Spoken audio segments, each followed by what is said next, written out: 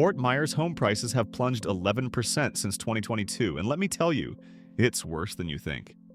This isn't just a market correction, it's a full-blown crisis. While the rest of the country watches their home values climb, Fort Myers is stuck in reverse. And the reasons? They're not pretty. First, there's the insurance nightmare. Skyrocketing premiums and carriers fleeing the state have left homeowners scrambling. Then there's the flood risk, something buyers are finally waking up to. And don't even get me started on the overbuilding frenzy that's left too many homes sitting empty. But here's the kicker. It's not just about the numbers, it's about the people. Families who thought they were investing in their future are now trapped in homes worth less than they paid. Retirees who moved here for the sunshine are watching their nest eggs crack. And the worst part? No one's sure when or if it'll turn around. The numbers don't lie, folks. Just take a look at what's happening in the housing market right now. Home prices? They're dropping fast, like a stone sinking to the bottom of a lake. Month after month, the line on the graph just keeps pointing downward, no signs of slowing down.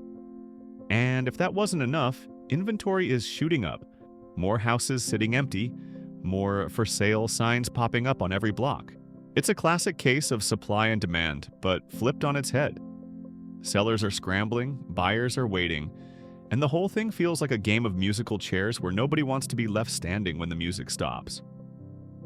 You'd think this would be great news for buyers, but even they're hesitant, wondering just how far prices might fall before they hit bottom. It's a tough market out there, no doubt about it. The numbers don't lie. Foreclosure rates are climbing, and with them, the weight on families who never saw this coming. It starts with a missed payment, maybe two. Then the letters arrive, each one a little more urgent than the last. Before they know it, the bank's knocking, and the home that was supposed to be their safe place is suddenly just another number on a spreadsheet. For families, it's more than losing a house. It's the kids changing schools mid-year, the late-night talks about where to go next, the quiet shame of packing up a life into boxes. Some end up crammed into apartments, others double up with relatives, and too many find themselves in shelters, wondering how it all fell apart so fast. And it's not just about the roof over their heads. Credit scores tank, making it harder to rent, to get a car, to even land a job sometimes. The stress seeps into everything. Marriages strain, health suffers, and the kids? They carry it too, even if they don't say it out loud. This isn't just a housing crisis. It's a family crisis, one that's rewriting futures before our eyes. And unless something changes, those numbers are only going to keep rising. The construction site sat silent, the cranes motionless against the sky like skeletal remains of a dream deferred. Workers who once hustled at dawn now lingered at the union hall, their boots scuffing the floor as they waited for calls that never came. The ripple started small, a delayed permit here, a funding freeze there, but soon it spread. The hardware store on Main Street saw its sales drop by half, the owner staring at dusty shelves where hammers and nails used to fly off. The diner across the street lost its lunch crowd. The regulars who'd stop in after shifts now gone, their stools empty. Even the school district felt it, the tax base shrinking as property values dipped, teachers eyeing pink slips with quiet dread. It wasn't just the buildings that stalled, it was the whole town holding its breath, waiting for the hammer to fall. You know, there's nothing quite like the weight of an underwater mortgage hanging over your head. Imagine signing up for what you thought was your dream home, only to watch its value plummet while you're still stuck paying a loan that's worth more than the house itself. That's the reality for so many homeowners right now. Every month the mortgage payment comes due and it's like throwing money into a black hole. You're not building equity, you're just digging yourself deeper into debt. And if you try to sell, forget about it. You'd be lucky to break even, let alone walk away with anything. So you're trapped, watching your savings drain just to keep the lights on and the roof over your head. Then there's the mental toll. You lie awake at night wondering if you'll ever climb out of this hole. Maybe you cut back on groceries, skip vacations, or put off repairs because every extra dollar has to go toward that mortgage. And if something goes wrong, a job loss, a medical bill, suddenly you're one missed payment away from disaster. It's not just about the numbers on paper. It's about the stress gnawing at you, the fear that you made a mistake you can't undo. And the worst part? There's no easy way out. You either keep paying and hope the market turns around, or you walk away and wreck your credit for years.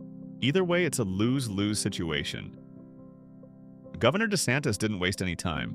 Within hours of the news breaking, he was in front of the cameras, laying out his plan with that no-nonsense tone of his. He called it a bold stand for freedom, framing it as a fight against overreach and bureaucracy. His supporters ate it up, cheering him on social media and in conservative circles. But the other side, they saw it as political theater, another move to rally his base ahead of what everyone's whispering about, a possible 2024 run. The implications are huge. If he pulls this off, it could cement his reputation as a leader who gets things done, someone who doesn't just talk, but acts. That's gold in a primary. But if it backfires, if the courts or public opinion turn against him, it could make him look reckless. Either way, it's a gamble, and DeSantis has never been one to play it safe. The bigger question is what this means for the national conversation. His opponents are already calling it divisive, saying it's more about scoring points than solving problems, but his team? They're spinning it as leadership, plain and simple. Love him or hate him, you can't deny he's shaping the debate, and that's exactly where he wants to be. The ripple effect is already starting. What began as a localized shock in one sector is now sending tremors through the entire economy.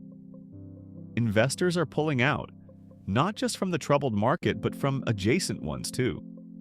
It's like watching a row of dominoes. Once the first one falls, the rest don't stand a chance. Analysts are scrambling to predict which markets will be hit next. Some say it's the tech sector, already showing signs of strain. Others point to real estate, where confidence is wavering. But the truth is, no one really knows. Fear spreads faster than data, and right now, fear is driving the decisions. Companies that seemed stable last week are now scrambling to reassure their shareholders. But words only go so far when the numbers start looking shaky. The question isn't just about how deep this crisis will cut, it's about how wide. And if history has taught us anything, it's that these things rarely stay contained for long. The crisis didn't happen overnight. Experts point to a mix of long-term neglect and short-term missteps. Economists say it started with the slow erosion of trust in institutions. People stopped believing the system worked for them. Then came the policy failures like cutting corners on infrastructure and ignoring warning signs in the housing market. Add in a few bad bets by big players and suddenly, the whole thing was teetering. But it's not just about money. Sociologists argue that the real root is deeper. Decades of inequality, where a few got richer while most struggled just to keep up. That kind of pressure builds until something snaps. And when it did, the cracks spread fast. Some blame the media for amplifying panic, while others say leaders waited too long to act. But one thing's clear, this wasn't an accident. It was a collision of bad decisions, missed chances, and a system that had been stretched too thin for too long. Now we're all paying the price. The first step is to tackle the root causes head-on. We could start by investing in education and job training programs, giving people the skills they need to adapt to a changing economy. That means more funding for community colleges and vocational schools, not just four-year universities. And let's make sure those programs are actually aligned with the jobs that are in demand right now. Next, we've got to address housing. Cities could fast-track permits for affordable housing projects and offer incentives for developers to include low-income units. Rent control might help in the short term, but we also need long-term solutions like co-op housing models where residents have a real stake in their communities. Healthcare is another big piece of this. Expanding access to mental health services and addiction treatment could prevent a lot of crises before they spiral out of control. And if we tie healthcare to people, not jobs, we'd see fewer folks trapped in cycles of poverty just because they can't afford to get sick. Finally, let's talk about wages. A higher minimum wage would put more money in people's pockets, but we also need to make sure small businesses can adapt. Maybe tax breaks for companies that pay living wages or offer profit sharing could help balance things out. None of this is easy, but if we start with these policies, we could at least begin to turn the tide. It's about giving people real opportunities, not just temporary fixes. We've covered a lot, so let's break it down. The situation is urgent. Time isn't on our side. The risks are clear, and the stakes couldn't be higher. Every moment we wait, the problem grows. We've got the tools, the plan, and the people to make a difference, but only if we act now. Delaying isn't an option. It's time to step up and take charge. The longer we hesitate, the harder this gets. So let's move forward together and get this done. The clock's ticking, and we can't afford to waste another second. The situation is serious, folks. We're facing challenges that touch every part of our lives, our health, our economy, our communities. It's easy to feel overwhelmed, to tune out or look away. But now, more than ever, we need to stay informed. Knowledge is power, and staying engaged is how we push through this together. Don't let the noise drown out the facts. Seek out reliable sources, ask questions, and keep the conversation going.